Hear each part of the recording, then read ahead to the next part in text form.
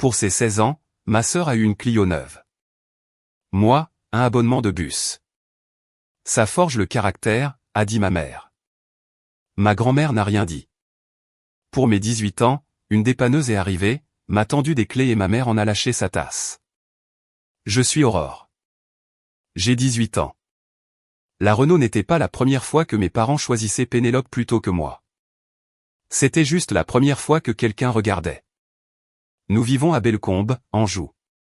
Le genre de ville où tout le monde sait quelle famille conduit quelle voiture et quel enfant a été sélectionné pour l'équipe première.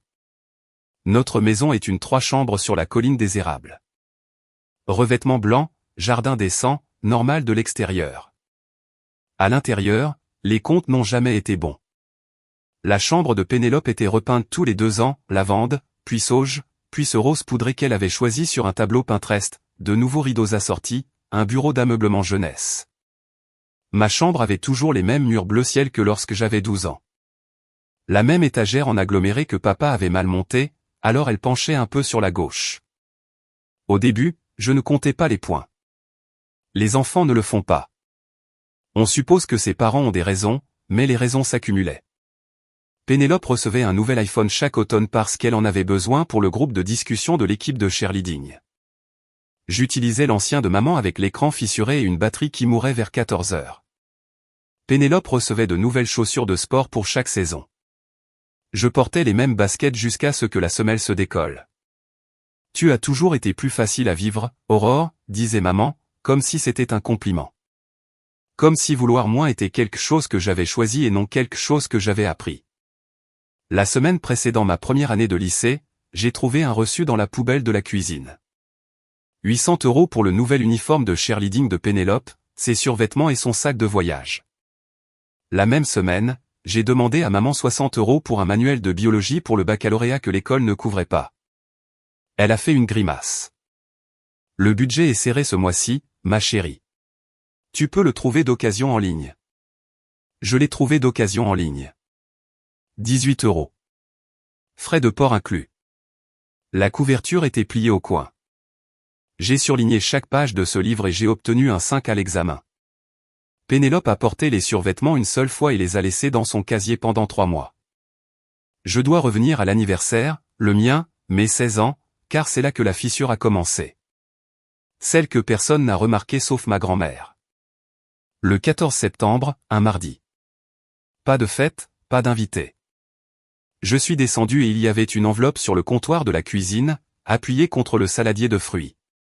Pas même bien posée, juste jetée là entre les bananes et une pile de bons de réduction. À l'intérieur, un abonnement de bus Val de la métro de 30 jours et une carte qui disait « Joyeux anniversaire » en feuille d'or. Maman versait du café. C'est pratique, a-t-elle dit sans lever les yeux.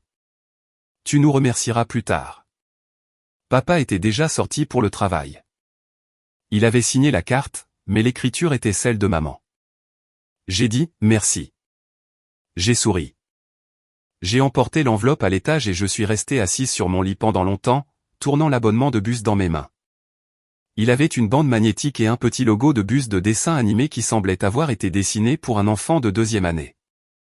Cette nuit-là, après que tout le monde ait dormi, j'ai pleuré dans la salle de bain avec le robinet qui coulait pour que personne n'entende.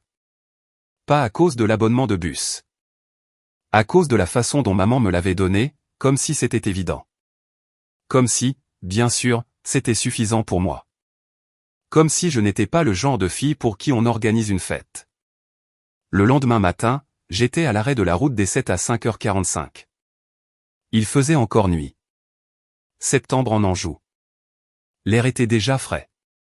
Un homme en casque de chantier m'a fait un signe de tête. J'ai hoché la tête en retour. C'était mon comité d'accueil. Je me suis dit que ça n'avait pas d'importance. Je me suis dit ça souvent au cours des 2 années suivantes. Et 2 ans plus tard, l'anniversaire de Pénélope est arrivé. Et ma grand-mère a tout vu depuis le porche. Le 18 mars, un samedi. Les 16 ans de Pénélope. 25 personnes dans notre jardin. Des guirlandes, un gâteau à 3 étages de la boulangerie de la Grand-Rue, pas celle du supermarché, la vraie boulangerie avec du fondant et de petites fleurs en sucre. Des guirlandes lumineuses que papa avait accrochées la veille. Et dans l'allée, sous un ruban rouge de la taille d'un ballon de plage, une Renault Clio blanche, flambant neuve.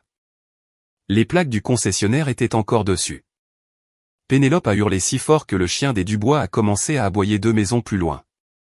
Elle a couru vers la voiture, est revenue, a serré maman dans ses bras, a serré papa, a couru vers la voiture à nouveau. Maman avait son téléphone sorti avant même que Pénélope ne touche la poignée de la porte. Vidéo en marche. La publication sur les réseaux sociaux est apparue dans l'heure. Notre petite fille mérite le monde entier. Joyeux doux 16e anniversaire, Pénélope. 47 likes avant le dîner. Je me tenais près de la glacière, tenant une assiette de gâteau que je ne mangeais pas. J'ai applaudi quand tout le monde a applaudi. J'ai dit à Pénélope que c'était une belle voiture et je le pensais. Elle l'était. Je ne comprenais juste pas pourquoi les belles choses pointaient toujours dans sa direction. Personne ne m'a demandé ce que je ressentais. Personne ne m'a regardé assez longtemps pour s'interroger, sauf grand-mère Yvonne. Elle était assise sur le porche dans le fauteuil en osier. Elle tenait toujours son café dans sa main gauche, la main droite posée sur la coudoir. Elle a regardé la Renault. Elle a regardé Pénélope piailler. Elle a regardé maman Poster. Puis elle m'a regardé, debout au bord avec mon assiette en carton, et quelque chose sur son visage s'est légèrement tendu, comme une décision prise à huis clos. Madame Dubois d'à côté s'est penchée et a chuchoté, « Aurore n'a pas eu qu'un abonnement de bus pour le sien. » Grand-mère a posé son café. Si. 2 mots. Mais il contenait 2 ans de planification dont je ne savais rien encore. Les 2 années suivantes ont été les miennes. Non pas parce que quelqu'un me les a données, mais parce que je les ai construites à partir de rien.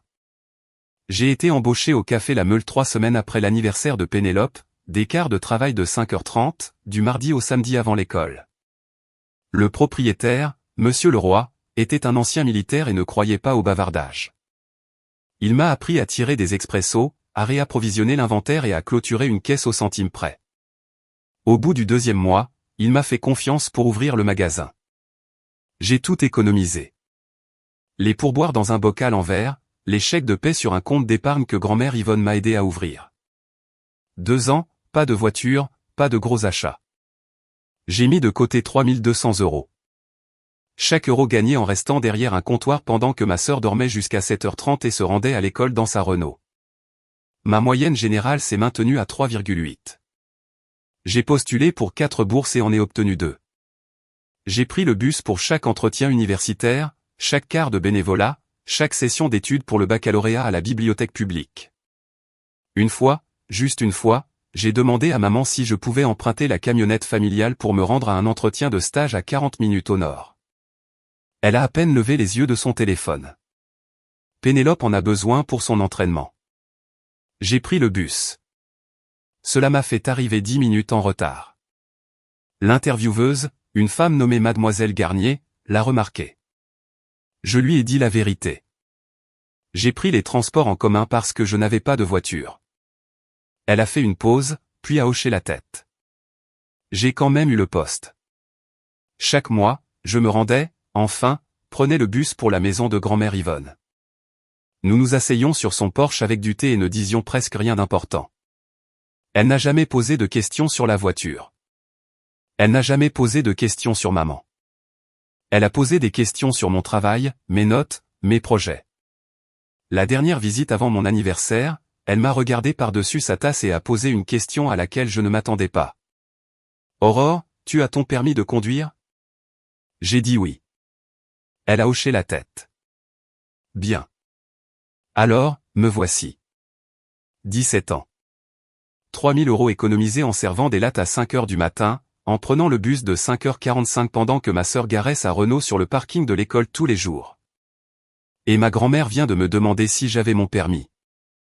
Je ne sais pas ce qu'elle prépare, mais je connais ce regard, celui où sa bouche reste immobile, mais ses yeux ont déjà 3 coups d'avance. Si vous avez déjà eu quelqu'un dans votre famille qui vous voit vraiment, quand personne d'autre ne le fait, appuyez sur ce bouton d'abonnement car ce que grand-mère Yvonne fait ensuite, je n'arrive toujours pas à croire que c'est arrivé dans notre allée. 3 mois avant mon 18e anniversaire, la lettre d'acceptation est arrivée. Collège de Bellefeuille, petite université d'arts libéraux, bon programme de comptabilité, à 40 minutes de Bellecombe en voiture. Pas de ligne de bus public. J'ai lu cette dernière partie 3 fois. Pas de ligne de bus public. Je me suis assise avec maman et papa un dimanche soir. J'avais un plan. Des chiffres écrits sur des fiches comme si je présentais à une banque. J'ai économisé 3200 €. Une Clio d'occasion coûte environ 4 à 5 000 €. Si vous pouviez m'aider pour la différence. Papa s'est penché en avant. Il écoutait. Maman l'a interrompu avant qu'il ne puisse parler. Nous ne pouvons pas nous permettre ça en ce moment, Aurore. Je ne demande pas le tout, juste la différence. Le budget est serré avec les championnats régionaux de cheerleading de Pénélope qui approchent. J'ai déjà la majeure partie. J'ai juste besoin de tu t'en es très bien tiré avec le bus. Il n'y a pas de bus pour Bellefeuille. Elle a fait une pause. À peine. Puis, alors, débrouille-toi. C'est ce que font les adultes. Cette nuit-là, je me brossais les dents quand je l'ai vu. L'iPad familial était sur le comptoir de la salle de bain, toujours déverrouillé. Le navigateur était ouvert sur un site de location de voitures, une page de comparaison pour 2 berlines, toutes deux plus récentes que la Renault de Pénélope. L'historique de recherche montrait que maman avait navigué pendant 20 minutes. Pas pour moi, pour Pénélope. Pour quand Pénélope aurait éventuellement besoin d'une mise à niveau pour l'université. J'ai posé l'iPad et je me suis regardé dans le miroir. Ma brosse à dents était toujours dans ma bouche, de la mousse sur mes lèvres. J'avais l'air ridicule. Je me sentais pire.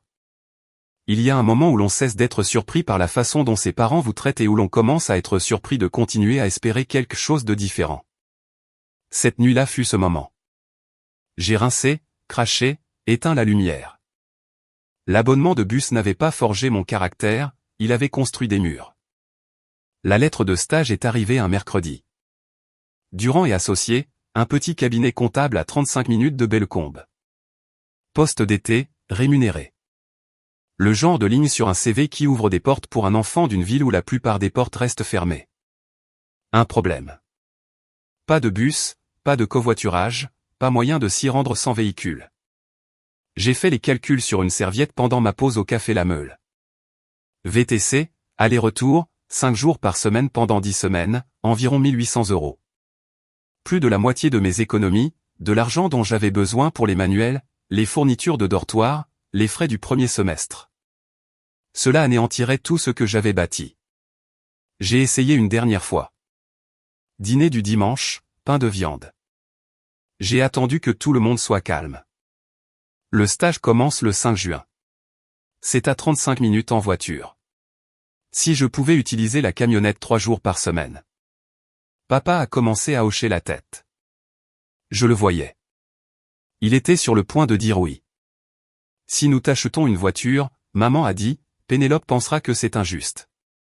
La table est devenue silencieuse. Même Pénélope a levé les yeux de son téléphone.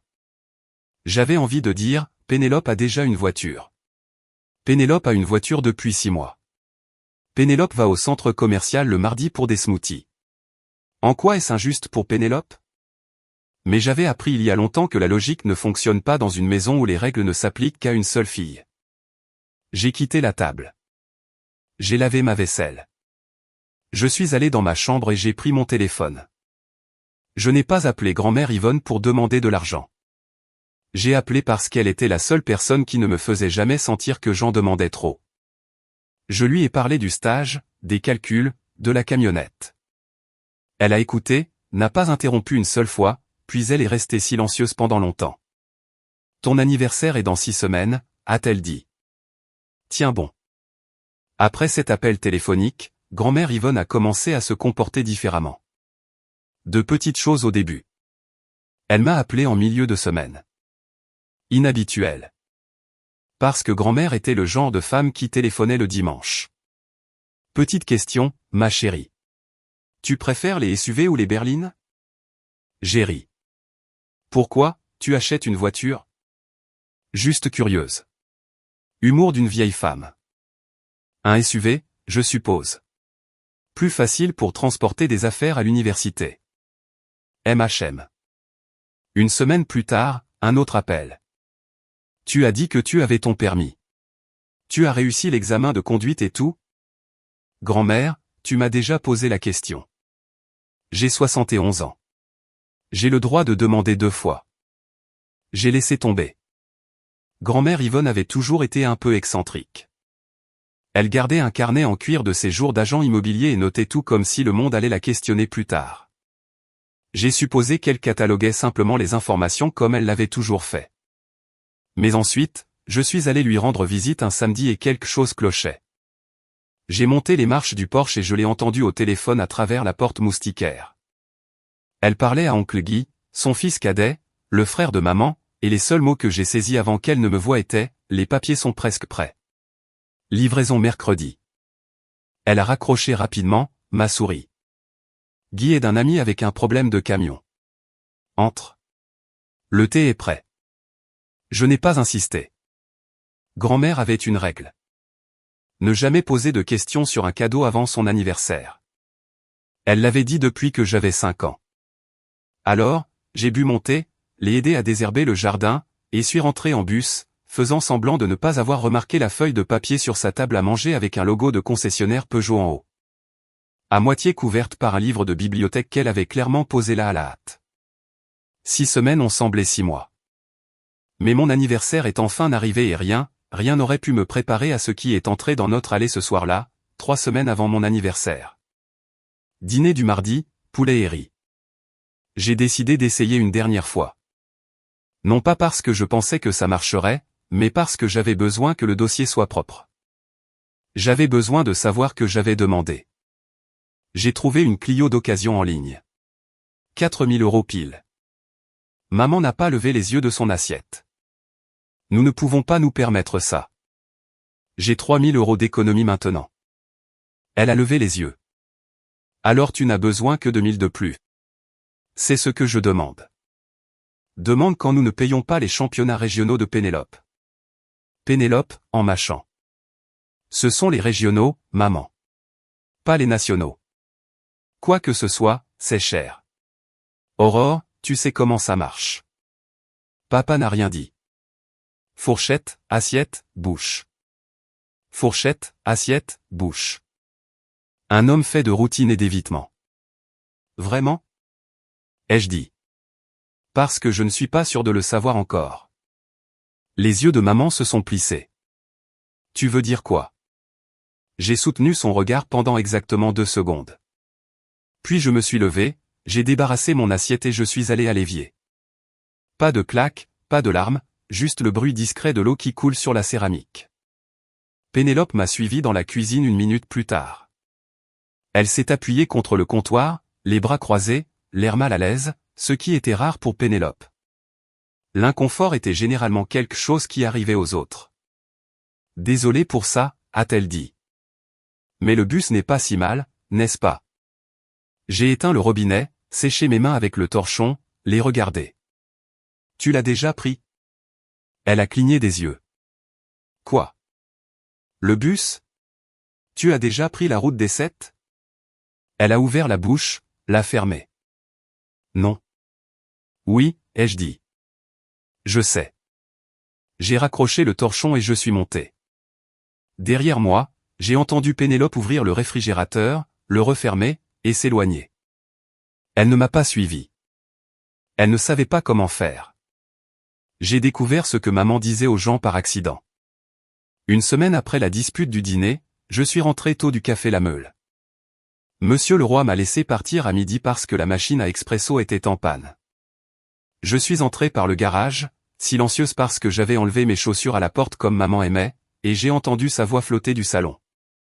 Appel téléphonique, haut-parleur éteint, mais elle parlait assez fort pour que les murs n'importent pas.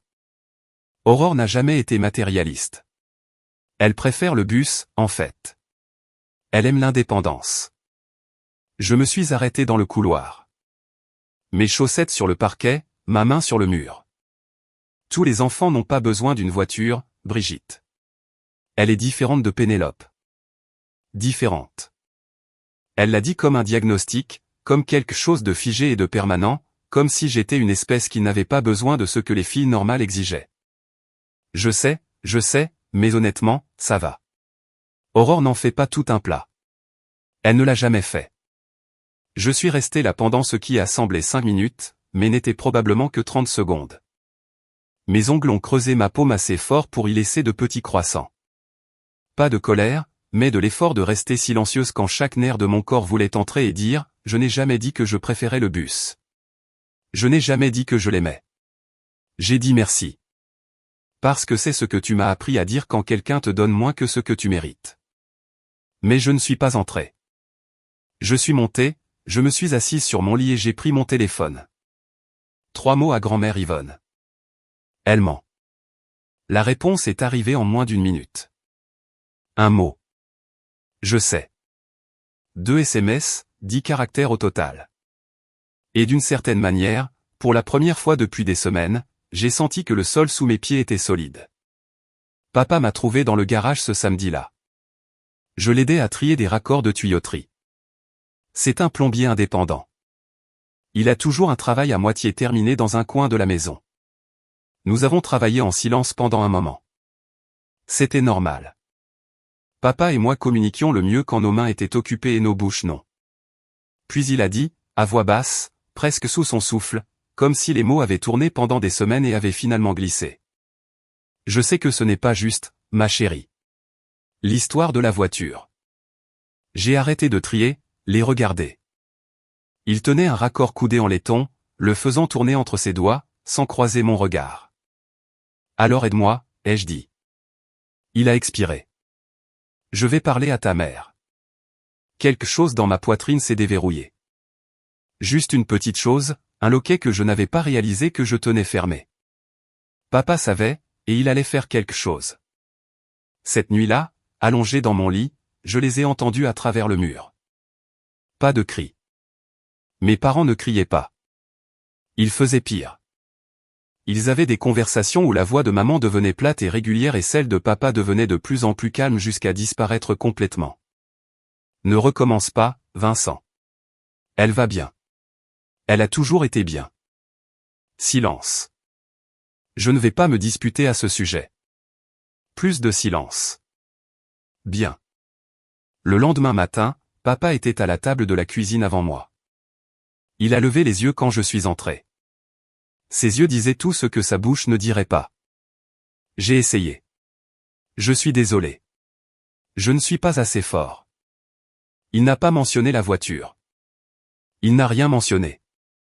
Il m'a versé du café, la première fois qu'il faisait ça, et est retourné à son journal. J'ai compris quelque chose alors qui a chassé ma colère et l'a remplacé par quelque chose de plus lourd.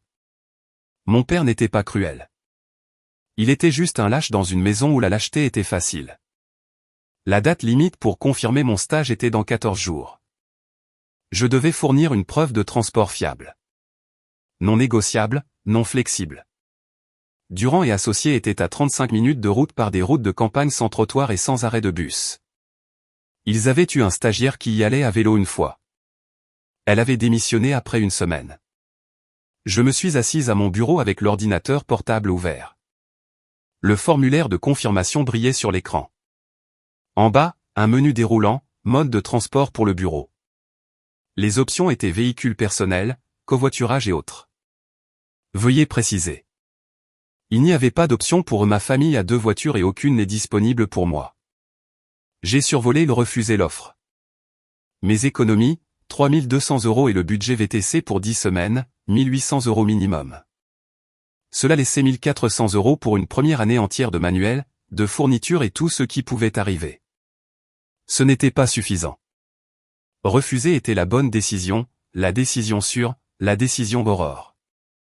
Mon pouce était sur le pavé tactile quand mon téléphone a vibré. Grand-mère Yvonne. Pas un message, un appel. Elle n'appelait jamais le mercredi. Ne refuse rien. A-t-elle dit. Pas de bonjour. Pas de comment vas-tu? Juste ça. Grand-mère, je encore 2 semaines, Aurore. J'ai besoin que tu me fasses confiance pendant 2 semaines. Je ne comprends pas. Quoi? Tu n'as pas besoin de comprendre. Tu as besoin de ne pas cliquer sur ce bouton. J'ai fixé l'écran. Le curseur clignotait sur refuser l'offre comme un battement de cœur. D'accord, ai-je dit. 2 semaines. Bonne fille. Maintenant, va étudier quelque chose. Elle a raccroché. Pas d'explication, pas d'indice. Juste une femme de 71 ans me disant de tenir bon avec le genre de certitude qui ne vient pas de l'espoir. Elle vient d'avoir déjà pris les dispositions. J'ai fermé l'ordinateur portable. Je n'ai pas refusé. Je ne comprenais pas pourquoi, mais j'ai tenu bon. La fois suivante où j'ai rendu visite à grand-mère Yvonne, elle était d'une humeur étrange. Pas mauvaise, juste concentrée, comme si elle faisait des calculs dans sa tête en versant le thé. Nous nous sommes assises sur le porche. La lumière de l'après-midi filtrait à travers l'érable de son jardin et dessinait des motifs sur les planches. Elle avait son carnet en cuir ouvert sur la petite table, celui de ses jours d'agent immobilier, la reliure fissurée, un élastique le tenant fermé la plupart du temps. Aujourd'hui, il était ouvert. Je ne pouvais pas lire ce qui était sur la page, mais je pouvais voir des colonnes, des chiffres, des dates encerclées au stylo rouge. « Aurore » a-t-elle dit en remuant son thé avec une petite cuillère. « Sais-tu ce que signifie avoir 18 ans légalement ?» J'ai haussé les épaules. « Je peux voter. » Elle a presque souri. « Tu peux posséder des biens, mettre un titre à ton nom, signer des contrats, et une fois que quelque chose est à ton nom, enregistré, titré, documenté, personne ne peut te le prendre. Ni ta mère, ni ton père, personne. » Je l'ai regardé. C'est une chose assez intense à dire autour d'une camomille. Je suis une femme intense. Elle a fermé le carnet et a posé sa tasse de thé avec un petit cliquetis. La conversation a continué. Elle m'a demandé mes scores au baccalauréat, si le café La Meule me donnait assez d'heures, ce que je lisais. Des choses de grand-mère normale, mais sur le chemin du retour, en bus techniquement, je n'arrêtais pas de me répéter cette phrase. Personne ne peut te le prendre. Pourquoi dirait-elle ça? Qu'est-ce que quelqu'un voudrait me prendre? J'avais un téléphone à écran fissuré, une étagère qui penchait et 3200 € sur un compte d'épargne. Je ne comprenais pas alors. Je ne comprendrai pas avant 3 semaines de plus. Mais grand-mère Yvonne avait été dans l'immobilier pendant 30 ans, et elle savait une chose mieux que quiconque. Le timing est tout, et les documents sont permanents. Oncle Guy est arrivé chez grand-mère Yvonne le samedi suivant pendant que j'étais là. Il est entré par la porte arrière comme s'il possédait l'endroit, ce qui, connaissant Guy, était juste sa façon d'entrer dans chaque pièce. Grand gaillard, avant-bras épais, il tenait un petit atelier de carrosserie sur la route des 12. C'était le frère cadet de maman, mais il ne se ressemblait en rien. Guy riait fort, parlait franchement et ne faisait jamais semblant que tout allait bien quand ce n'était pas le cas. Il s'est arrêté quand il m'a vu à la table de la cuisine. « Oh, salut, Aurore. » Il a regardé Yvonne. Yvonne l'a regardé. Quelque chose a passé entre eux auquel je n'étais pas invité. « C'est prêt » lui a dit Guy. Le concessionnaire a confirmé. Livraison mercredi.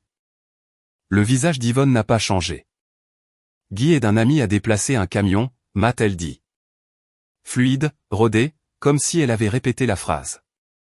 Guy a hoché la tête. Ouais, des trucs de camion. Ennuyeux. C'était un terrible menteur. Ses oreilles sont devenues roses et il s'est soudainement montré très intéressé par le saladier de fruits sur le comptoir, mais j'ai laissé tomber. La règle de grand-mère, ne jamais poser de questions sur un cadeau avant son anniversaire. Guy est parti 10 minutes plus tard, m'a serré dans ses bras en sortant, plus fort que d'habitude, ce qui était étrange, et m'a pointé du doigt. Grand anniversaire qui approche, ma puce. 18 ans, le vrai. Il l'a dit comme si cela signifiait quelque chose au-delà du gâteau et des bougies.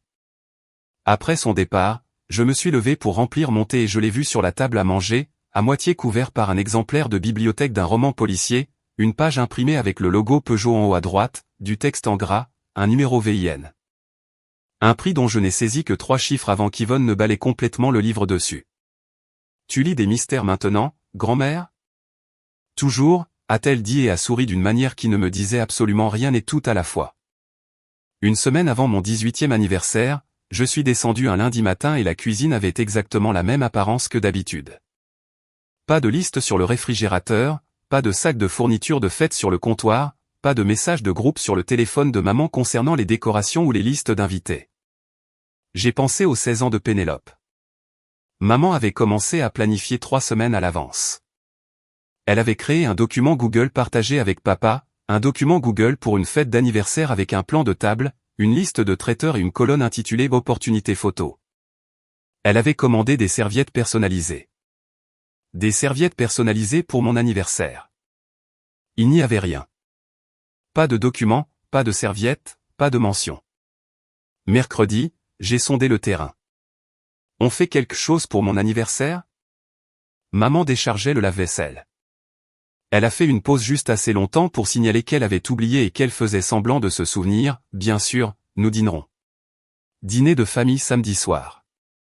Dîner de famille. Traduction, tout ce que maman avait envie de cuisiner, un gâteau de supermarché de la boulangerie Monoprix et une carte avec 50 € que papa signerait dans la voiture en rentrant du travail. Ça a l'air super, ai-je dit, parce que quoi d'autre y avait-il à dire? Je suis monté, je me suis assise sur mon lit, j'ai regardé le plafond. Les fissures là-haut étaient les mêmes depuis mes 14 ans. Une petite toile d'araignée s'étendant du coin où le toit avait fui un hiver et personne ne l'avait réparé. Le plafond de Pénélope avait été replâtré le printemps dernier. Je n'ai pas pleuré. J'avais cessé de pleurer pour les anniversaires vers mes 17 ans. Je suis resté allongé là, j'ai respiré et j'ai pensé au bus de la route des 7, au carnet de grand-mère, aux oreilles roses d'oncle Guy et au logo Peugeot à moitié caché sous un roman policier. Je ne savais pas ce qui allait arriver, mais je savais que grand-mère Yvonne ne préparait pas rien. Et c'était plus que quiconque dans cette maison ne m'avait jamais donné. Le 14 septembre, mon 18e anniversaire. Je me suis réveillé à 6h12. Horloge biologique de 2 ans de quart de travail au Café La Meule. Pas besoin de réveil. Pas de réveil réglé. La maison était silencieuse. La porte de Pénélope était fermée.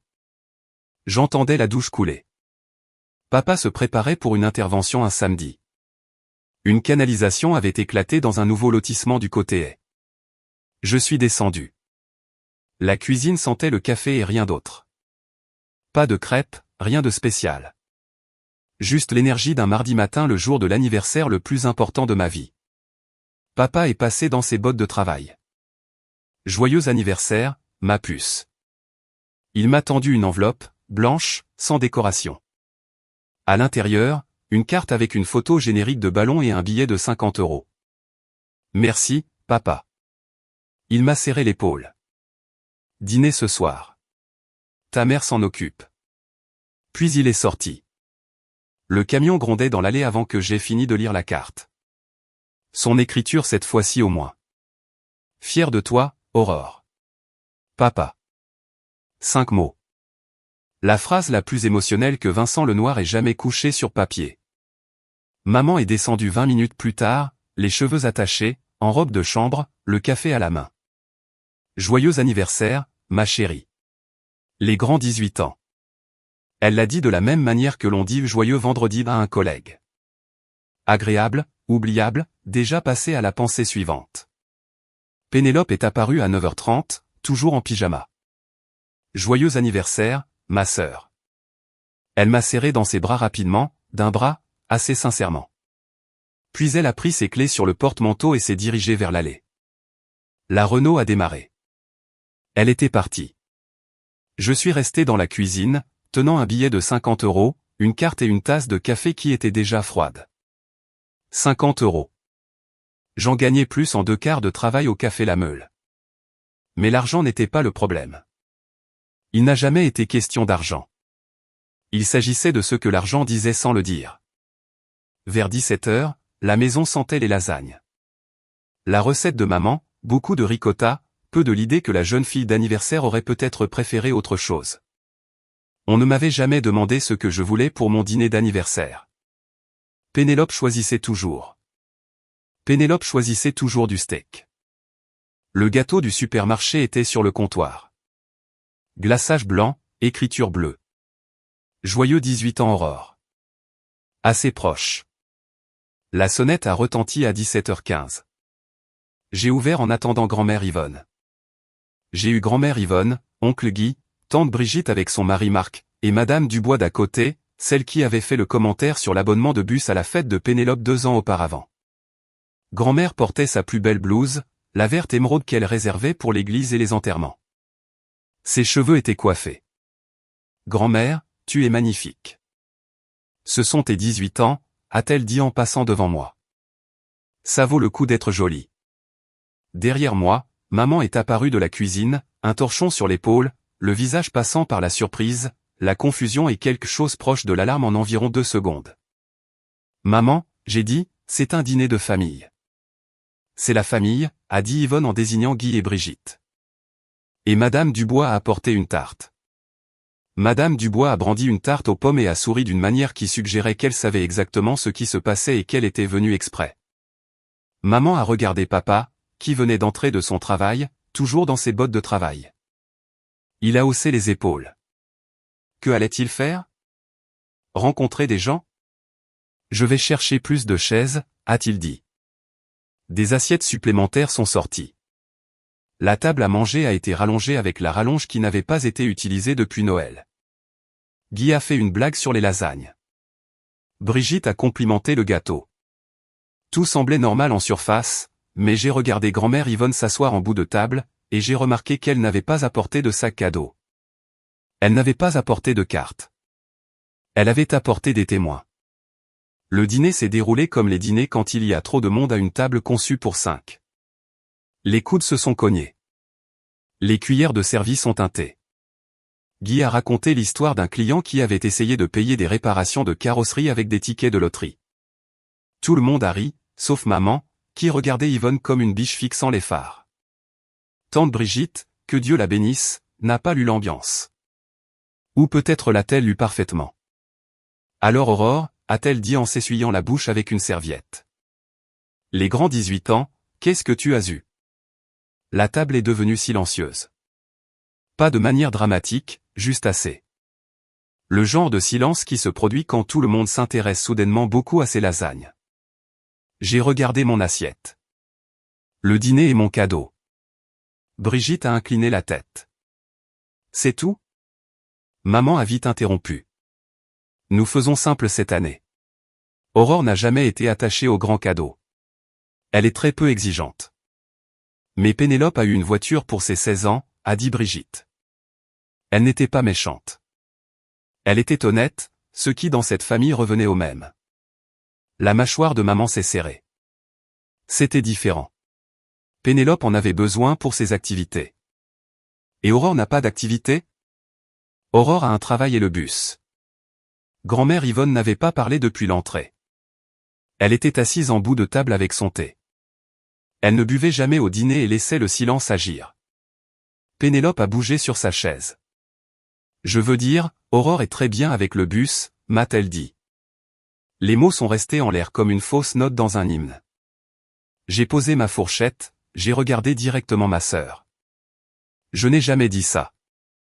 5 mots, sans colère, sans volume, juste une correction. La bouche de Pénélope s'est légèrement ouverte. La main de maman est allée vers son verre d'eau, mais ne l'a pas pris. Papa fixait un poing sur le mur derrière ma tête. Tout le monde à cette table l'a entendu, et personne n'a pu l'oublier. Maman s'est vite remise. Elle l'a toujours fait. Sa spécialité était de transformer la responsabilité en accusation en moins de 3 secondes. Alors maintenant je suis une mère terrible le jour de ton anniversaire? Personne n'a dit ça, Christine. La voix de papa, calme, presque invisible. Vous êtes tous assis ici à me juger à ma propre table. Je suis assis ici à manger des lasagnes, a dit Guy. Mais continue. Maman l'a ignoré. Elle s'est tournée vers moi, les yeux humides de cette manière spécifique qui signifiait que les larmes étaient assemblées pour le déploiement, pas réellement ressenties. Je t'ai donné tout ce dont tu avais besoin, Aurore. Un toit, de la nourriture, des fournitures scolaires. Que veux-tu de plus de moi? Je n'ai pas tressailli. Je n'ai pas élevé la voix. J'avais eu 2 ans sur le bus de la route des 7 pour m'entraîner à être impassible. Je voulais être traité de la même manière. La vie n'est pas toujours égale. Non, ai-je dit, ce n'est pas le cas, mais elle devrait être juste. Quelque chose dans la pièce a changé. Brigitte a posé sa fourchette. Marc a regardé sa femme. Madame Dubois a tendu la main vers sa tarte comme si elle avait besoin de tenir quelque chose. Vincent regardait toujours le mur, mais sa main était à plat sur la table, la posture d'un homme qui sait que la prochaine phrase va être importante et ne peut pas décider de quel côté se placer. Grand-mère Yvonne a posé sa tasse de thé dans sa soucoupe. Le cliquetis était petit, mais il a transpercé la pièce comme une cloche. « Tu as raison, Christine », a-t-elle dit. « La vie n'est pas égale. » Tout le monde l'a regardée. Elle a repoussé sa chaise, s'est levée, a lissé sa blouse émeraude des deux mains, un geste que j'avais vu 1000 fois, celui qu'elle faisait quand elle était sur le point de conclure une affaire. Alors, équilibrons un peu les choses. Elle a marché vers la porte d'entrée, l'a ouverte, m'a regardé. Aurore, viens dehors. Ce n'était pas une question. C'était un dévoilement. Et chaque personne à cette table s'est levée pour suivre. La lumière du porche était déjà allumée. Les lampadaires venaient de s'allumer. Cette lueur ambrée qui fait ressembler tout à Bellecombe à un décor de cinéma au crépuscule. L'air sentait l'herbe coupée et le barbecue de quelqu'un plus loin dans la rue. Et puis je l'ai entendu. Un grondement diesel bat depuis le bout de la colline des Érables. Des phares, de grands phares, ceux qui appartenaient à quelque chose avec plus de 4 pneus. Le son a grandi. Moteur et hydraulique dans le cliquetis d'un plateau. Et j'ai vu une dépanneuse tourner le coin de notre rue, avançant lentement, délibérément, comme si elle savait où elle allait et n'était pas pressée d'y arriver. Elle est entrée dans notre allée. Sur le plateau, sanglé et brillant sous le lampadaire, se trouvait un SUV Peugeot 5008, bleu marine, neuf, si neuf que les plaques temporaires étaient encore dans la fenêtre et que les pneus n'avaient pas touché un asphalte qui n'était pas celui d'un concessionnaire. Le chrome a capté les derniers rayons du soleil couchant et les a renvoyés en de petites étincelles dorées. Le chauffeur est descendu. Jeune homme, presse-papier à la main, bottes à embout d'acier. Il a regardé le groupe de personnes debout sur le porche comme s'il avait interrompu un service religieux. Je cherche Aurore Lenoir. Ma voix ne ressemblait pas à la mienne. C'est moi. Il s'est approché, a tendu un trousseau de clés. Télécommande Peugeot. 2 clés métalliques sur un anneau uni et une petite étiquette attachée avec de la ficelle. Il les a mises dans ma main. Joyeux anniversaire, a-t-il dit. Elle est toute à toi. Il a désigné le SUV 5008 à l'arrière du camion. J'ai regardé les clés, j'ai regardé le camion, j'ai regardé grand-mère Yvonne. Elle se tenait à côté de moi sur le porche. Elle a posé sa main sur mon épaule, légère, ferme, la main d'une femme qui avait attendu 2 ans pour ce moment précis, et a hoché la tête une fois. Elle n'a pas dit un mot. Elle n'en avait pas besoin. La tasse de café a frappé le porche en premier. Maman avait suivi tout le monde dehors, tenant toujours sa tasse, la blanche avec l'anse ébréchée qu'elle utilisait tous les soirs. Quand le chauffeur de la dépanneuse a prononcé mon nom, ses doigts se sont relâchés. La tasse est tombée. Elle a heurté la marche en béton et s'est cassée en 3 morceaux nets. Le café a éclaboussé le paillasson et ses chaussures. Elle ne s'est pas penchée. Elle n'a pas bougé. Elle a juste fixé le SUV 5008 comme s'il était tombé du ciel. Papa était derrière elle. Sa réaction a été différente et plus étrange. Il a regardé le camion, a regardé Yvonne, puis il a ri. Pas fort, pas méchant, juste un son court et discret qui venait de quelque part profond. Le rire d'un homme regardant quelqu'un faire enfin ce qu'il avait été trop effrayé de faire lui-même. Pénélope est sortie en dernier. Elle se tenait dans l'embrasure de la porte, son téléphone à moitié levé comme si elle avait été sur le point de prendre une photo de quelque chose d'autre. Ses yeux sont allés vers le SUV 5008, puis vers sa Renault Clio garée sur le côté gauche de l'allée. De nouveau vers le SUV 5008. La différence de taille seule racontait l'histoire. Sa Clio semblait vouloir se cacher derrière la boîte aux lettres. Elle a baissé son téléphone, n'a rien dit, a juste dégluti. Tante Brigitte a attrapé le bras de Guy. Yvonne, tu n'as pas fait ça. Sa voix était à moitié choquée, à moitié ravie. Le son de quelqu'un qui attendait que le ciel lui tombe sur la tête sans savoir que cela existait. Madame Dubois, tenant son sac à main des 2 mains, l'a dit doucement mais clairement. Il était temps. Et oncle Guy se tenait derrière grand-mère Yvonne, les bras croisés, et un sourire si large qu'il lui fendait presque le visage. Il savait, il avait aidé, et il avait attendu aussi patiemment qu'elle. J'ai regardé les clés dans ma main. Il y avait une étiquette attachée avec de la ficelle. L'écriture de grand-mère. Petite lettre soignée. Tu en as toujours valu la peine, grand-mère. Il a fallu à maman environ 45 secondes pour passer du choc à la gestion des dégâts. J'avais déjà vu cette transition. La façon dont sa colonne vertébrale se redressait, son menton se levait, et sa voix trouvait ce registre spécifique entre l'indignation et l'autorité. Celui qui faisait habituellement rentrer tout le monde dans le rang. Elle a avancé, la tasse de café cassée toujours à ses pieds. Mère, c'est trop. Nous devons en parler. Grand-mère Yvonne n'a pas bougé. Il n'y a rien à discuter. Tu ne peux pas simplement acheter une voiture à ma fille sans me consulter. Elle a 18 ans. Le titre est à son nom.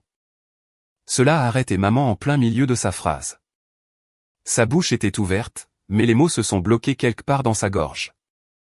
Titre, nom, légal, le langage des choses qui ne peuvent pas être annulées par un appel téléphonique ou un voyage de culpabilité. Tu ne peux pas juste maman a essayé de nouveau.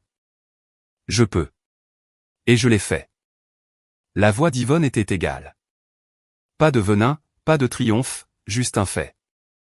De la même manière que tu as acheté une voiture à Pénélope sans me demander. Le Porsche est devenu silencieux. Même le chien des voisins, qui aboyait depuis l'arrivée du camion, s'est arrêté. Maman s'est tournée vers papa.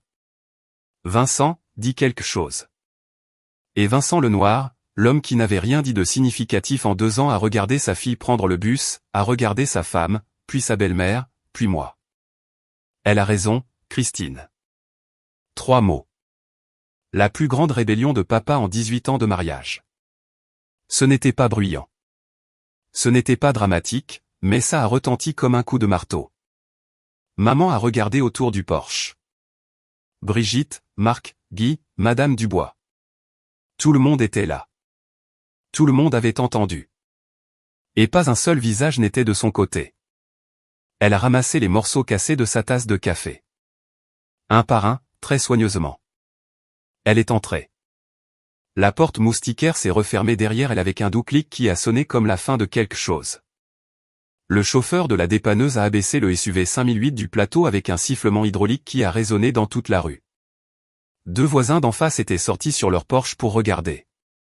Guy a guidé le SUV dans l'espace ouvert de l'allée, juste à côté de la Renault de Pénélope, qui a soudainement semblé appartenir à une conversation totalement différente. Quand le camion est parti et que le bruit du moteur s'est estompé, l'allée est devenue silencieuse. Juste le bourdonnement du lampadaire et le cliquetis du métal qui refroidissait. J'ai serré grand-mère Yvonne dans mes bras. Pas une étreinte rapide, pas une étreinte polie. J'ai passé mes bras autour d'elle et je l'ai tenue et j'ai senti sa main me tapoter le dos 2 fois. Ferme, régulière, la façon dont elle faisait tout. Tu l'as mérité en étant qui tu es, a-t-elle dit près de mon oreille. Ne laisse personne te dire le contraire.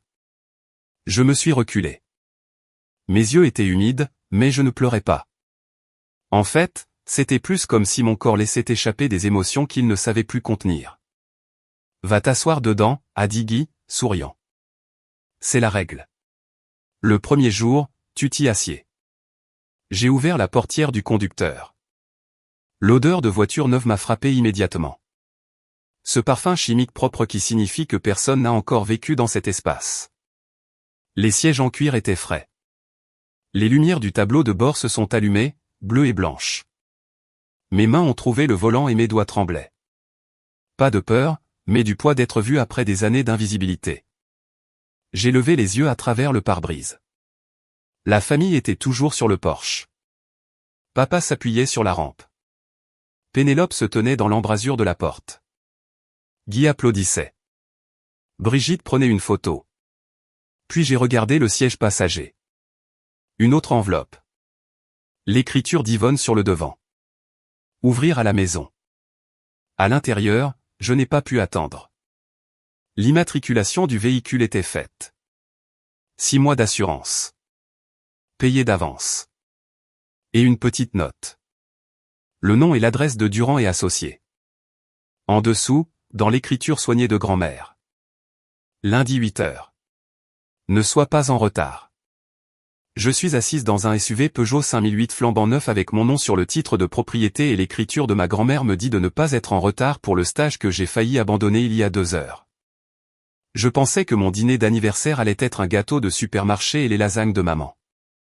Et maintenant je tremble derrière un volant qui m'appartient. Si votre grand-mère ou quelqu'un dans votre vie a déjà tout changé d'un seul coup qu'il avait planifié en silence, racontez-moi cela dans les commentaires. Je lis chacun d'eux parce que je tremble encore et que l'histoire n'est pas encore finie. Le lendemain matin, maman m'attendait dans la cuisine. Elle était assise à table, les deux mains autour d'une nouvelle tasse. Elle avait déjà remplacé celle qui était cassée, ce qui me disait tout sur la façon dont elle traitait la perte. Et elle avait son visage, celui qui disait « J'ai répété cette conversation depuis 5 heures du matin, et tu vas entendre chaque mot. Nous devons parler de cette voiture, Aurore. » J'ai versé mon café, pris mon temps avec la crème, me suis assise en face d'elle. D'accord. Ta grand-mère dépasse les bornes. Elle essaie de me faire paraître mauvaise devant la famille. Elle ne te fait rien paraître, maman. Elle fait juste ce que tu n'as pas fait. Maman a tressailli. Petit, mais là, une fissure dans la performance. Ce n'est pas juste. Tu as donné une voiture à Pénélope et un abonnement de bus à moi. C'est arrivé. Je ne suis pas en colère à ce sujet, mais j'en ai fini de faire semblant que c'était égal. J'ai fait de mon mieux avec ce que nous avions. Je sais que tu le crois. Ses yeux sont devenus rouges. Pas le rouge fabriqué de la table de dîner.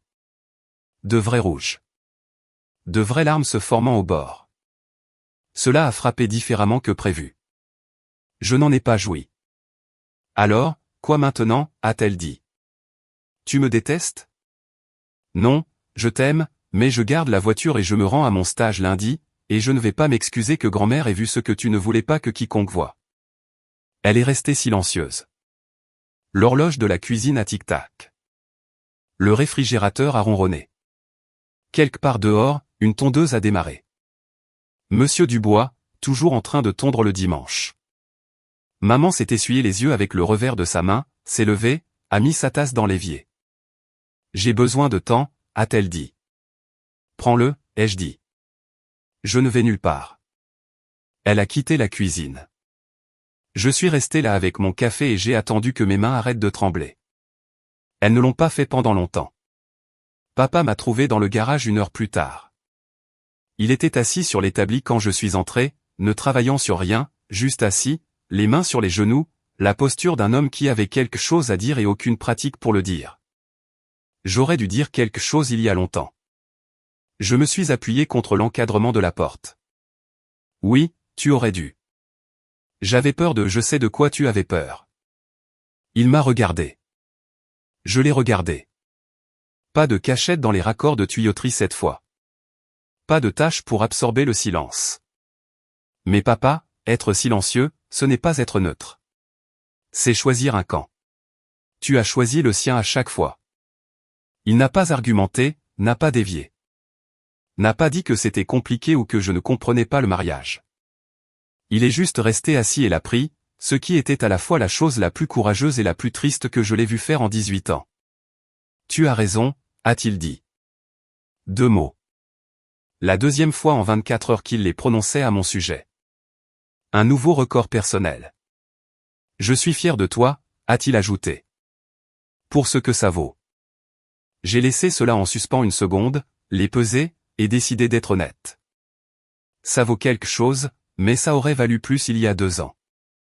Il a hoché la tête, a dégluti difficilement. Ses yeux étaient secs, mais sa mâchoire travaillait. Ce que font les hommes de sa génération au lieu de pleurer.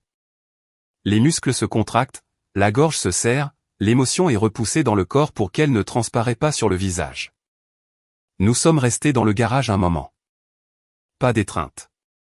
Pas besoin. L'air entre nous était différent maintenant.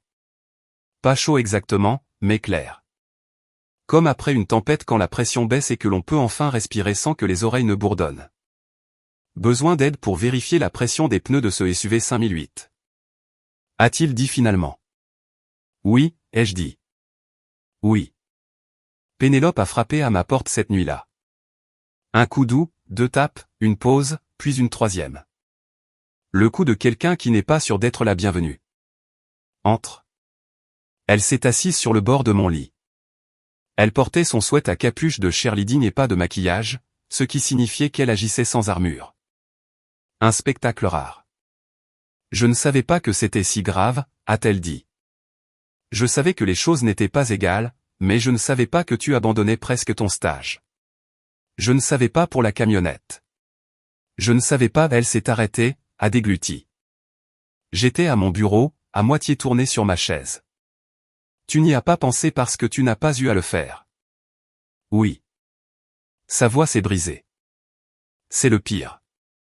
J'aurais pu être cruel. J'avais assez de matière pour un monologue qui l'aurait envoyé dans une spirale, mais la cruauté était l'outil de maman, pas le mien. Et Pénélope n'était pas la méchante de cette histoire. Elle était le sous-produit d'une autre. Ce n'est pas ta faute si tu as eu une voiture, ai-je dit. C'est juste que personne n'a pensé à demander pourquoi je n'en avais pas. Elle s'est essuyé le nez avec sa manche. Je passe devant l'arrêt de la route des 7 tous les matins. Je vois les gens qui attendent. Je n'ai jamais une seule fois pensé à toi debout là. Je sais. Silence. Le genre qui n'est pas vide. Il est rempli de toutes les choses que deux sœurs auraient dû dire il y a des années et ne l'ont pas fait. Ton SUV 5008 est vraiment sympa, d'ailleurs. Elle a tenté un sourire. Petit mais réel. J'ai fait de même. Il l'est, n'est-ce pas? Elle a ri. Court, humide, soulagé. Puis elle a dit quelque chose à laquelle je ne m'attendais pas. Tu peux m'apprendre à faire un budget? Je dépense tout mon argent de poche dès le mercredi. J'ai regardé ma sœur, 16 ans, gâtée, essayant, et pour la première fois depuis longtemps, j'ai vu quelqu'un que je voulais mieux connaître. Oui, ai-je dit, je peux. Dans une ville comme Bellecombe, les nouvelles ne voyagent pas, elles détonnent. Lundi, 3 personnes au café La Meule m'ont interrogé sur le SUV 5008 avant que j'aie fini mon premier quart. Monsieur Leroy a juste levé les sourcils et a dit, joli roue. Ce qui, de sa part, était une standing ovation. Madame Dubois a raconté l'histoire à son groupe de prière du mardi. Je le sais parce que 2 femmes de ce groupe sont venues au café le lendemain et ont commandé des lattes. Elles n'en avaient clairement pas besoin, juste pour me regarder comme si j'étais un personnage d'un livre qu'elles lisaient. L'une d'elles m'a serré la main à travers le comptoir. Votre grand-mère est une femme bien, a-t-elle dit. J'ai juste hoché la tête. Tante Brigitte a publié une photo sur Facebook, non pas de la voiture, mais de moi debout dans l'allée, clé en main, grand-mère Yvonne à mes côtés. Pas de légende, sauf un seul emoji, un cœur. Elle n'a pas tagué maman. Le post a obtenu 62 likes et 14 commentaires. Tous des variantes de « cette grand-mère est une légende ». Maman a commencé à recevoir des messages. Je le sais parce que Pénélope me l'a dit avec précaution, comme si elle livrait un bulletin météo sur une tempête dont elle n'était pas sûre qu'elle était passée. Les gens ne cessent de lui demander pourquoi tu n'as pas eu de voiture avant. Pénélope a dit qu'elle ne répondait pas. Au travail, maman. Elle travaillait à l'accueil de l'école primaire de Bellecombe. Une collègue l'a arrêtée dans le couloir. Ta mère a acheté une voiture à ta fille. C'est tellement gentil. Yvonne a toujours été une femme si généreuse. Maman a dû sourire à travers cela. Le genre spécifique de sourire qui n'atteint pas les joues. Celui que l'on porte quand quelqu'un complimente la personne qui vient de vous embarrasser dans votre propre allée. Je n'ai rien posté. Je n'ai rien dit à personne. J'ai juste conduit le SUV 5008 au travail, à la bibliothèque, au supermarché. La voiture était sa propre annonce. Bellecombe a fait le reste. Je suis rentré tard d'une journée d'essai chez Durand et Associés. Ma superviseure de stage voulait que je suive la comptable 1 heure de plus et j'ai trouvé maman assise à la table de la cuisine avec les lumières tamisées, pas sur son téléphone, pas en train de cuisiner, juste assise devant un album photo que je n'avais pas vu depuis que j'étais enfant. J'ai failli reculer, mais elle a entendu mes clés. Assieds-toi, a-t-elle dit. Pas un ordre, une requête. Sa voix avait des arêtes normalement tranchantes, mais ce soir, elles étaient douces comme des galets de rivière. Je me suis assise. L'album était ouvert sur une page des années 80. 2 filles dans un jardin. L'aînée portait une robe impeccable avec de la dentelle. La plus jeune, plus petite, cheveux plus foncés, yeux vifs, portait une robe de seconde main avec une tache sur le col. C'est ta tante Caroline, a dit maman, en désignant la fille aînée. Et c'est moi. J'ai regardé. Je pouvais le voir. La même mâchoire, la même façon dont ses cheveux tombaient. Grand-mère Yvonne ne faisait pas de favoritisme, a dit maman. Pas exprès. Mais Caroline était plus facile, plus conciliante, et elle a fait une pause. Difficile, bruyante. Je demandais trop. Du moins, c'est ce que je me suis dit.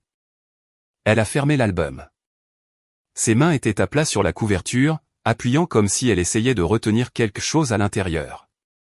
Je ne réalisais pas que je le faisais, Aurore. La même chose pour toi. J'avais envie de dire quelque chose de cinglant, quelque chose de mérité.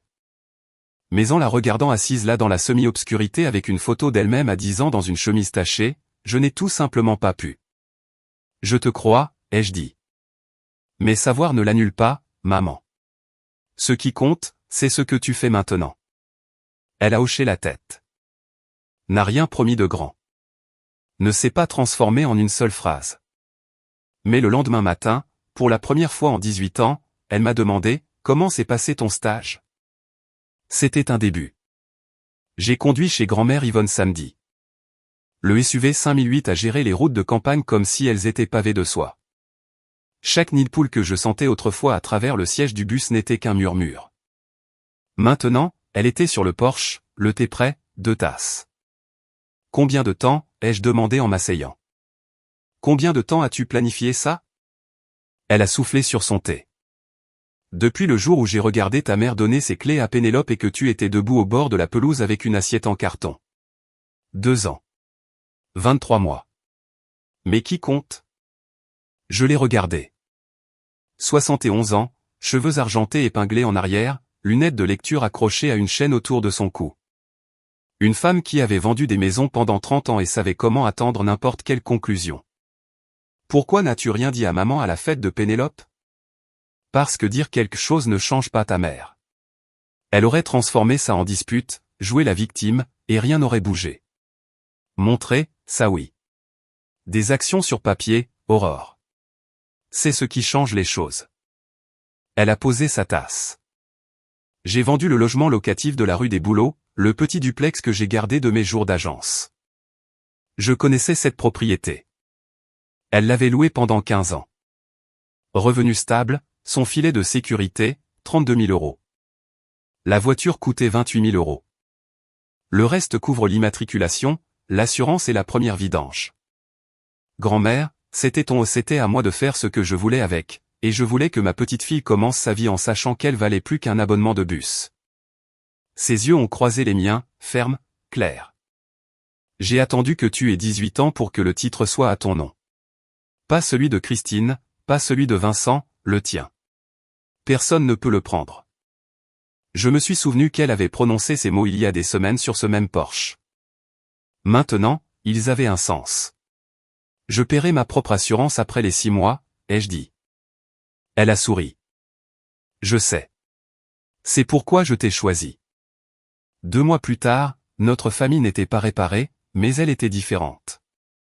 Comme un os est différent après s'être cassé et ressoudé. Plus fort à la fracture, douloureux quand il pleut. Maman a commencé une thérapie en octobre, non pas parce qu'elle le voulait, mais parce que papa a dit, calmement mais clairement, qu'il pensait que cela aiderait. Et parce que grand-mère Yvonne, lors d'une visite dominicale, a dit, Christine, j'ai involontairement éloigné Caroline et toi. Ne fais pas la même chose avec tes filles. Maman a argumenté pendant environ 10 minutes. Puis elle a pris rendez-vous. Elle y va tous les 15 jours le mardi. Je ne demande pas de quoi elle parle. Papa est devenu un homme différent de petite manière. Il a commencé à m'envoyer des SMS. Des messages courts et maladroits. J'espère que le travail est bon. Vidange à 5000 km. N'oublie pas. Il est venu au café La Meule une fois et a commandé un latte qu'il ne voulait manifestement pas, juste pour s'asseoir au comptoir et me regarder travailler.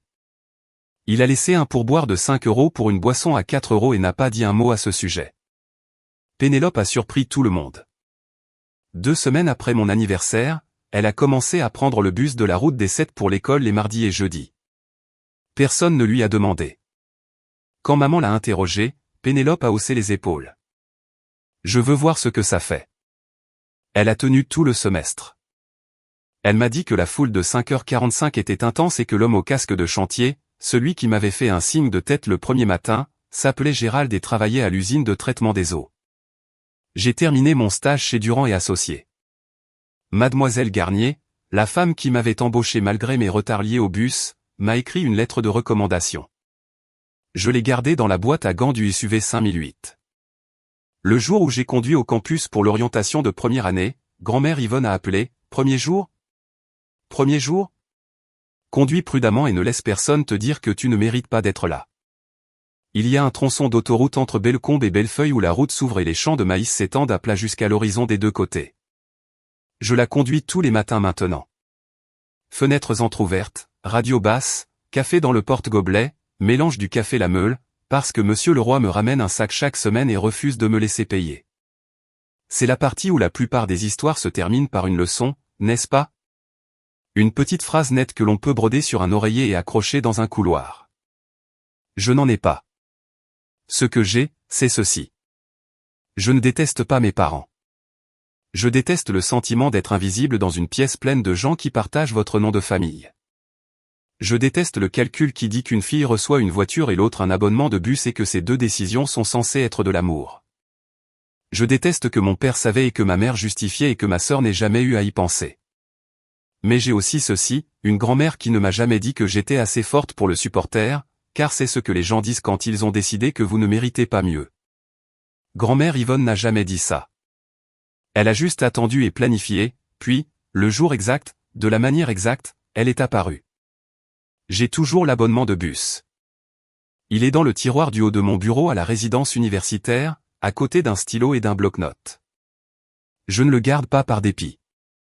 Je le garde parce qu'il me rappelle qui j'étais à 5h45 du matin dans le noir, en attendant un bus qui passait toutes les 30 minutes et un avenir qui ne venait pas du tout avant que je ne le construise moi-même. La voiture ne m'a pas changé, mais elle m'a dit quelque chose que j'avais besoin d'entendre. Quelqu'un a cru que j'en valais la peine avant que je ne le croie moi-même. Je parle à mes parents toutes les 2 semaines maintenant. Des appels téléphoniques, généralement le dimanche soir. Papa demande des nouvelles de mes cours. Maman demande des nouvelles de mes repas, ce qui est sa version de demander des nouvelles de ma vie sans savoir comment demander des nouvelles de ma vie. C'est maladroit. C'est réel. C'est mieux qu'avant. J'ai une règle. Si maman commence à comparer, si elle minimise, si elle dit « tu as toujours été la plus forte ». Comme si cela expliquait quoi que ce soit. Je dis « je t'aime, mais je vais raccrocher maintenant ». Et je le fais. Pas de drame, pas d'argument, juste le clic.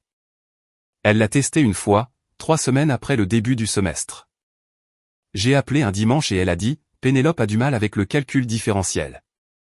J'aurais aimé que tu sois plus patiente avec elle quand tu vivais à la maison. Tu as toujours été si indépendante. Tu n'as je t'aime, maman. Je vais raccrocher maintenant. » Clic. Elle a rappelé 4 minutes plus tard. Je suis désolé. Ce n'est pas ce que je voulais dire. Je sais, mais c'est ce que tu as dit. Réessayons dimanche prochain. Elle l'a fait. Et cet appel a été meilleur. Pénélope m'envoie des messages presque tous les jours maintenant. Des mèmes surtout, mais parfois de vraies questions. Comment suis-je censé suivre mes dépenses ? Ou, est-ce bizarre que je veuille trouver un emploi ? Elle a 16 ans et elle se réveille. Je ne vais pas la presser, mais je ne vais pas faire semblant que la Renault garée dans notre allée ne lui a pas appris que les choses viennent gratuitement, parce que c'est le cas. Et désapprendre cela prend du temps. Et grand-mère Yvonne. Chaque dimanche, je conduis le SUV 5008 chez elle. Nous nous asseyons sur le porche. Nous buvons du thé. Nous ne parlons pas toujours. Parfois, nous regardons juste la lumière changer à travers l'érable et laissons le silence être plein au lieu d'être vide. C'est la meilleure heure de ma semaine, chaque semaine. Jeudi dernier, j'ai garé le SUV 5008 sur le parking étudiant de Bellefeuille et je suis resté assise 1 minute avant de sortir. Le soleil frappait le pare-brise à cet angle qui rend tout doré. Je pouvais voir le parvis du campus à travers les arbres, des étudiants marchant, quelqu'un lançant un frisbee, un professeur portant une pile de livres plus haute que sa mallette. J'ai coupé le moteur. Les clés pendaient au contact. Télécommande Peugeot, 2 clés métalliques sur un anneau uni, et une étiquette attachée avec de la ficelle que je n'ai jamais retirée. L'écriture de grand-mère. Tu en as toujours valu la peine. Quelqu'un m'a demandé la semaine dernière, une amie de ma cohorte de comptabilité. Alors, ta grand-mère t'a acheté une voiture? Elle t'a en gros sauvé. J'y ai réfléchi. Non, ai-je dit, elle ne m'a pas sauvé. Elle m'a dit que je m'étais déjà sauvé moi-même. Parce que voici la chose, l'abonnement de bus, les matins de 5h45, le téléphone fissuré et le manuel d'occasion et l'écart au café La Meule, et les 3200 € que j'ai gagnés un latte à la fois. C'était moi. Tout cela. Je me suis présenté chaque jour à une vie qui me disait que je ne valais pas la peine de me présenter, et je me suis présenté quand même. Le SUV 5008 n'est pas le point de cette histoire. Le SUV est le reçu, la preuve que quelqu'un regardait, que quelqu'un a compté chaque trajet en bus et chaque anniversaire manqué, et chaque fois que ma mère disait « elle va bien » alors que je n'allais pas bien, et a décidé que trop, c'était trop. J'ai attrapé mon sac à dos, j'ai verrouillé la porte. L'alarme a gazouillé une fois, ce petit bip confiant qui me fait encore sourire à chaque fois. Et j'ai pensé à ce que je dirais si je pouvais retourner voir cette fille debout à l'arrêt de la route des 7 dans le noir à 5h45 un matin de septembre. Je dirais, continue. Quelqu'un te voit et elle est déjà en train de passer l'appel. Si vous avez grandi comme l'enfant qui a eu l'abonnement de bus ou les vêtements de seconde main ou la plus petite chambre ou l'anniversaire tranquille pendant que votre frère ou sœur avait la parade, je veux vous dire quelque chose qu'il m'a fallu 18 ans pour apprendre. Être forte ne signifie pas que vous ne méritez pas de douceur. Être peu exigeante ne signifie pas que vous devriez être moins entretenue. Et le fait que vous ayez survécu, que vous vous soyez levé chaque matin et soyez allé à l'école et ayez souri à la table du dîner et ayez dit merci pour des choses qui faisaient mal, ne signifie pas que ces choses auraient dû arriver. Vous n'étiez pas difficile à aimer. Vous étiez facile à négliger. Et ce n'est pas la même chose. Je suis Aurore Lenoir. J'ai 18 ans. Je sers des lattes à 5h30 du matin. J'étudie la comptabilité et je conduis un SUV Peugeot 5008 bleu que ma grand-mère m'a acheté parce qu'elle a refusé de me laisser commencer ma vie d'adulte en croyant que je valais moins que ma sœur. Je ne vais pas faire semblant que ma famille est parfaite maintenant. Nous ne le sommes pas. Ma mère est en thérapie.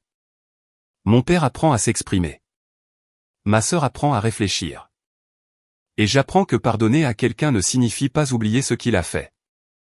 Cela signifie décider que ce qu'il a fait ne dirigera pas le reste de votre vie. Et si vous avez une grand-mère ou un oncle ou un voisin ou un professeur ou quelqu'un qui vous voit quand personne d'autre ne le fait, appelez-les aujourd'hui. N'attendez pas votre anniversaire. Cet abonnement de bus est toujours dans le tiroir de mon bureau. Et le SUV 5008 est toujours sur le parking.